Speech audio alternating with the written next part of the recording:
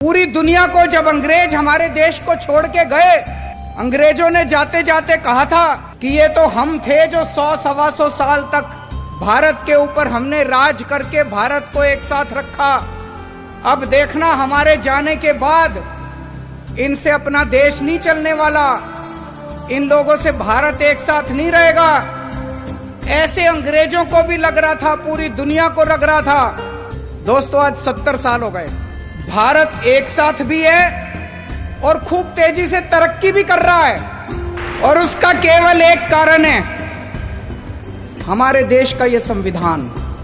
ऐसे देश का संविधान लिखना जिसमें इतने सारे धर्म थे, इतनी सारी भाषाएं, इतनी संस्कृति, इतनी जाति, इतनी विविधता, ऐसे देश का संविधान लिखना कोई आसान काम नहीं था। बाबा साहब अंबेडकर ने पूरी दुनिया के संविधान पढ़े, सारे देशों के संविधान पढ़े, जहां से जो जो अच्छा मिला वो सारा उन्होंने इस संविधान के अंदर डाला, और इतना शानदार संविधान बाबा साहब अंबेडकर ने हम लोगों को दिया। संविधान में लिखा है बराबरी का अधिकार होगा। अभी तक यहां इतने सारे बच्चे बैठे हैं, अगर कोई बच्चा गरीब घर में पैदा होता था और कोई बच्चा अमीर घर में पैदा होता था, क्या उनको बराबर की शिक्षा मिलती थी?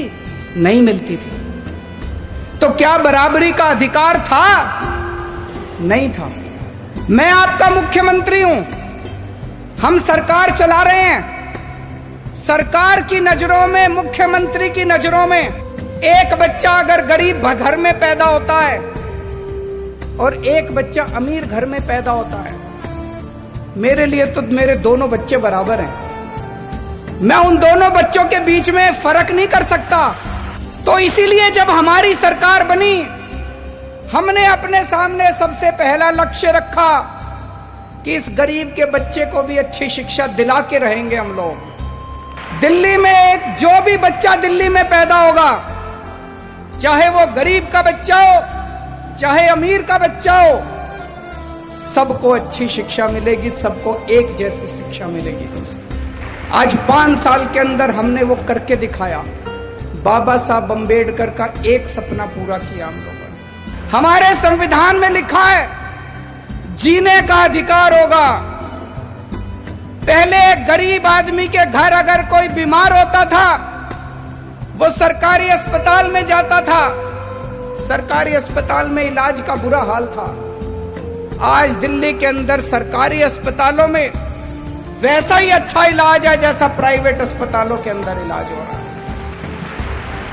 लोगों को हमने जीने का अधिकार दिया है। दिल्ली के अंदर हमने योजना बनाई। अभी तक अगर किसी का एक्सीडेंट होता था, कोई उसको बचाने के लिए नहीं जाता था, वो बेचारा सड़क पे पड़ा रहता था। लोग सड़क पे गुजर जाया करते थे, लोगों को लगता था मैं क्यों पचड़े में पड़ूं, मैं अगर इसको अस्पताल में ले गया तो अस्पताल वाले मेरे से पैसे मांगेंगे। अब हमने कहा है कि पैसे की चिंता मत करो, अगर कोई किसी का एक्सीडेंट हो जाए, जो भी उसको देखता है तुरंत उसको नियरेस्ट अस्पताल में पहुंचाओ। कितना भी महंगा अस्पताल होगा, सारे पैसे दिल्ली सरकार देगी। संविधान में लिखा है गरीबी दूर करेंगे। गरीबी कैसे दूर होगी? केवल नारे लगाने से दूर नहीं होगी गरीबी। हमने दिल्ली के गरीबों का मिनिमम वेज बढ़ाया। एक एक गरीब मजदूर को, एक एक गरीब कर्मचारी को हमने 15-15 हजार रुपए महीने की तनख्वाह दिलवाई।